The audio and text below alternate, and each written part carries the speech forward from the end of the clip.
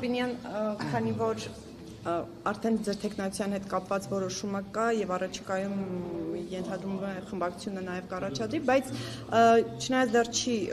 հասել իր հանգուցալուծմանը, բայց արդեն մամուլում կան տեղեկություններ, որ ազգային ժողովի տարբեր աշխատակիցներ իրենց ճամպրուկներն են հավաքում եւ այլն։ Ես ուզում եմ ձեզ հարցնել, դուք ազգային ժողովի աշխատակազմի փոփոխության հետ կապված ինչ որ ծրագրեր ունեք, աշխատակազմի ղեկավար, այլ պաշտոնյաներ, ինչ որ փոփոխություններ կան, կադրային փոփոխություններ։ Ես այդ որոշումներին կարադառնամ, երբ որ կլինի պատեհ եւ երբ որ կլինի ժամանակը։ Հիմա պատեհ չեմ համարում դրա մասին խոսել։ Այսինքն դուք որևէ ազդակ, որևէ պաշտոնյայի կամ աշխատակցի չեք հղել, որ կարող են ճամպրուկները հավաքել։ Եթե նույնիսկ արվում է նման բան, դա իրենց եթե դա անեի, դա կլիներ ժամանակավրեպ, որովհետև ես հիմա ընդհանրապես քաղաքացիական պայմանագրի վարչությունը որոշել է առաջադրել իմ տեխնոլոգիան։ Այս պահին կա գործող ազգային ժողովի նախագահ, կա գործող աշխատակազմ։ Պարոն Սամվել Կարապետյանը, Նարեկ Կարապետյանը ամբողջ ընտրաշավի ժամանակ դժգոհում էին, որ իշխանությունները ատելության խոսք են տարածում, բայց իրենք դեռ չեն եկել ազգային ժողով։ Նարեկ Կարապետյանը երեք գրառում էր արել, թե դուք անդրադարձաք, բայց կխնդրեմ ասեք ինչու է իրեն այդպես պահանջել ձեզ։ Պահում է այդպես, որովհետև դաստիարակության պակաս ունի եւ ես կլրացնեմ այդ պակասը։ Պարոն Ռուբինյան, բայց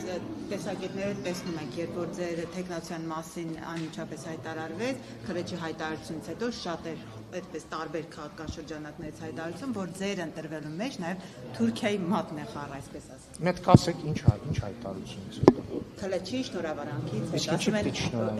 ինչպես կարող է տեխնացու լինելով հանդերձ, դեռ պաշտոնական որևէ բան չկա, դուք ստանաք շնորհավորանք։ Նույն ձև ես ստացել եմ շնորհավորանքներ օրինակ Ռուսաստանից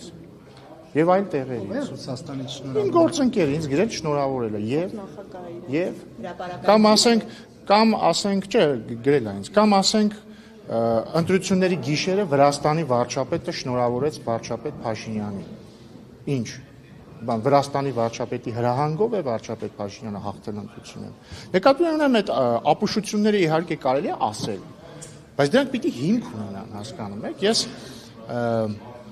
այս նույն խոսակցությունները ուղիղ 5 տարի առաջ են եղել, երբ որ Սերժ Սարգսյանի խմբակցությունը եկավ, երբ որ ես ազգային ժողովի փոխնախագահի տեխնացու էի, էլի եկան այդ տխմար հարցերը սկսեցին տալ։ Հիմա որտեղ է Սերժ Սարգսյանի խմբակցությունը։ Ոչ միտեղ քաղաքականապես։ Նույնն էլ սպասվում է ուժեղ Հայաստանի, եթե իրենք որոշեն գնալ այդ նույն ճանապարհով։ Իսկ ընդհանրապես ես կարծում եմ այդ խոսակցությունները, իդեպ տեսել եմ տարբեր ինչ-որ լրագրողներ, տարբեր լրագրողներ, գլխավոր խմբագիրներ, այդ հիմարությունները խոսում են, ահա, քանի որ Ռուբեն Ռուբինյանը բանակցողն է Թուրքիայի հետ, ուրեմն իրեն ընտրել են ազգային ժողովի նախագահի տեխնացու որպես ժեստ Թուրքիային։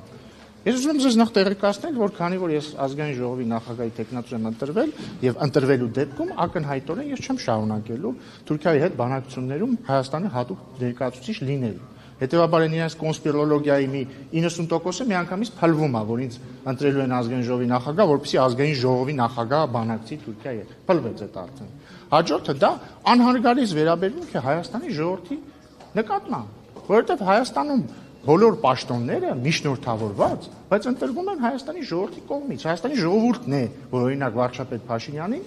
ընտրել է վարչապետ, ընտրելով քաղաքացիական պայմանագրին։ Հայաստանի ժողովուրդն է, որ պարոն Սիմոնյանին, Ալեն Սիմոնյանին 2021 թվականին ընտրել է ազգային ժողովի նախագահ, միջնորդավորված, որտեղ ընտրել է քաղաքացիական պայմանագրին, քաղաքացիական պայմանագրին էլ պարոն Սիմոնյանին ընտրել է այժմ նախագահ։ Հիմա Հայաստանի ժողովուրդն է, որ լիազորել է քաղաքացիական պայմանագրին, ինձ ընտրել որպես տեխնացու, եթե բնականաբար ազգային ժողովն է ընտրի կդառնամ ազգային ժողովի նախագահ։ Նկատի ունեմ, դա անհարգալից վերաբերմունք է Հայաստանի ժողովրդի նկատմամբ։ Իսկ բայց ես չեմ բացառում, որ օրինակ տվյալ քաղաքական գործիչները, խմբագիրները եւ այլ տարբեր օլիգարխների ձեռքից ծնվող անձինք ուղղակի չեն պատկերացնում, որ հնարավոր է առանց օտարերկրյա հրահանգի ինչ-որ բան անել։ Ես ենթադրում եմ, որ իրանց հրահանգում են ինչ-որ տեղից, կամ հրահանգողներն են իրանց հրահանգում։ Այսքանը դրա վերաբերյալ։ Ասացիք, որ չեք շարունակելու բանակցությունները արդեն Թուրքիայի հետ դուք չեք լինելու։ Իսկ կա քննարկում, ով է լինել, ով կփոխարինի ձեզ։ Ես որքան տեղյակ եմ, դեռ չկա, բայց բնականաբար վարչապետը եւ կառավարությունը կորոշեն։ Հնարավոր Ալեն Սիմոնյանը լինի։ Կա՞։ Չգիտեմ։ Չեմ կարծում։